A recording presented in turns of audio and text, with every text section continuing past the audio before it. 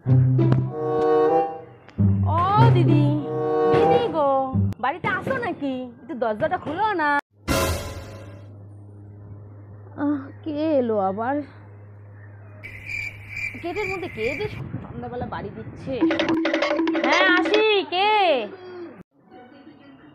ও মালতী দি, আসুন, কি মনে করে? আসুন আসুন, ভেতরে আসুন, ভেতরে আসুন। ও আমি একটু দরকারে আসছিলাম দিদি তোমাদের বাড়িতে। আসবো, ভেতরে আসবো। আচ্ছা ঠিক আছে, আসতেছি। বসো বসো বসো, কি দরকার বলো? আচ্ছা ঠিক আছে, বসতেছি বসতেছি। আমি না একটু দরকারে এসেছিলাম তোমার বাড়ি। কইলাম কি, লজ্জাও লাগতেছে, কি কমু। মনে হচ্ছে শাড়ি টাড়ি নিতে আসছে, কিন্তু আজকে ক্যাশ টাকা ছাড়া শাড়ি দেবো না, অনেক টাকা বাকি আছে। ও ঠিক আছে, বসি বসি, দাঁড়া বসি। কই, কি দরকার বলো? কি ভাবো দিদি তুমি? লজ্জাও লাগে। ও না না, কিছু ভাবতেছি না, এমনি ভাবছি কেমনে কই তোমার কথা খান। দিদি এখন কথা কই, হ্যাঁ শোনো, বলছিলাম কি, পুজোর সময় তো 10,000 টাকার আপনি কাপড় দিছিলেন, তো সেই টাকাটা তো এখন দিতে দিতে 5,000 আছে। আর তা আমারে কি 2,000 টাকা ধার দিবেন? ব্যবসা বাণিজ্য তো সেরকম ভালো হচ্ছে না, কি করে তোমাকে 2,000 টাকা আমি ধার দিই? তো এখন তো আমার কাছে এই মুহূর্তে টাকা নেই দিদি, খুব দরকার ছিল তো, তাই আর কি, খুব দরকার ছিল।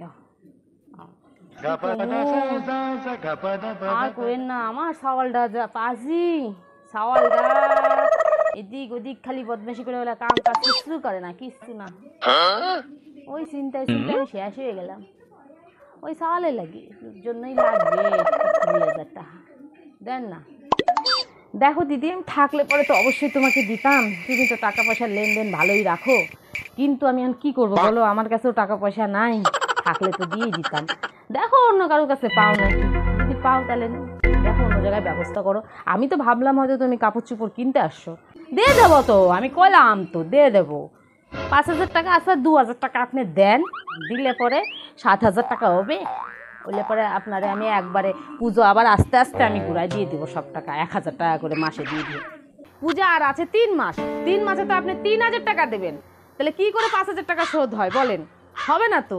আবার 2,000 টাকা চাইতে আসছেন, আমার কাছে 2,000 টাকা নাই, আপনারা দেই কিভাবে? আপনি যতই বলেন না কেন, আমার কাছে নাই। সত্যি তো 3 মাসে 3,000 টাকা হবে আপনার, 7,000 তো হবে না। ওহো, ঠিক আছে, আপনার 2,000 টাকা করে দিবেন মাসে। তাও আমার 2,000 টাকা দেন না, খুব দরকার। তা আপনি কাপড় দাঁত দিছিলেন কেন আমারে? হ্যাঁ, আপনি যে কোন এখন 5,000 টাকা 2,000 টাকা আপনি দিবার পারবেন না, তাহলে আপনি 10,000 টাকার কাপড় কেমন দিছিলেন কোন? দেখুন, বাড়িতে কাপড়ের বিজনেস করলে কিন্তু মানুষকে বাকি দিতেই হয়, তার জন্য সেই সূত্রে আপনাকেও আমি বাকি দিচ্ছি। তার জন্য যে আপনি এইভাবে কথা বলবেন সেটা তো আমি ভাবতেও পারিনি। আপনি কি করে আমার কাছে 2,000 টাকা চাইতে? আমি কি টাকা সুদে খাটাচ্ছি, না টাকা আমি লোককে বিলিয়ে বেড়াচ্ছি? হ্যাঁ, এইভাবে কথাবার্তা বলছেন। আপনি কাপড়ের টাকা দিয়ে যাবেন 2 মাসের মধ্যে, আপনি পূজা পর্যন্ত দেখতে পারবো না।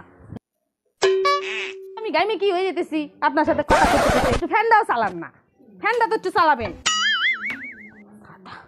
না না না, ফ্যানটা চালিয়ে দিচ্ছি, দাঁড়ান দাঁড়ান দাঁড়ান। না না, বিল টিল কেন উঠবে? ফ্যানের একটু বিল উঠবে নাকি? মানুষ হাওয়া খাইলে। কি গরম!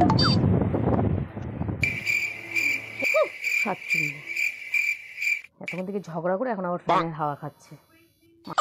দেখুন, আপনি জানতো আমার কাছে এখন টাকা নাই, আপনি এখন বাড়ি যান। কি সুন্দর আরামে ঘুমাচ্ছিলাম, ঘুমটা এসে ভাঙায় দিলেন। যান, আপনি যান। তাহলে তো কিছু করার নাই।